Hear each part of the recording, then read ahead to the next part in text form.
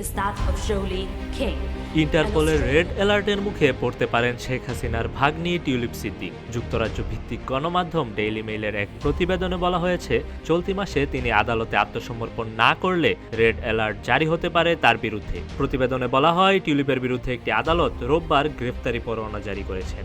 27 এপ্রিলের মধ্যে তাকে আদালতে আত্মসমর্পণ করতে বলা হয়েছে। আদালতে হাজির না হলে টিউলিপকে ফেরাতে কি ইন্টারপোলের সহযোগিতা নেবে দুদক? এমন প্রশ্নে সংস্থাটি জানায়, আদালতের নির্দেশনা মেনে আন্তর্জাতিক সংস্থার সহযোগিতায় টিউলিপকে ফেরাতে কাজ করবে দুদক। যদি টিউলিপ আদালতে আত্মসমর্পণ না করেন, তাহলে আন্তর্জাতিক নিয়ম অনুযায়ী বাংলাদেশ পুলিশ ও স্বরাষ্ট্র মন্ত্রণালয়ের মাধ্যমে ইন্টারপোলের শরণাপন্ন হবে দুদক। অভিযোগ রয়েছে, ব্রিটেনে বসবাস করলেও শেখ হাসিনার রাষ্ট্রীয় ক্ষমতাকে ব্যবহার করেছেন অনিয়ম আর দুর্নীতির হাতিয়ার হিসেবে। আওয়ামী লীগ ক্ষমতায় থাকাকালে 2000 সালে গুলশানের সরকারি লিজকৃত প্লটে ইস্টার্ন হাউজিং এর অনুমোদনের ব্যবস্থা করেন টিউলিপ। বিনিময়ে বাগিয়ে নেন একটি ফ্ল্যাট।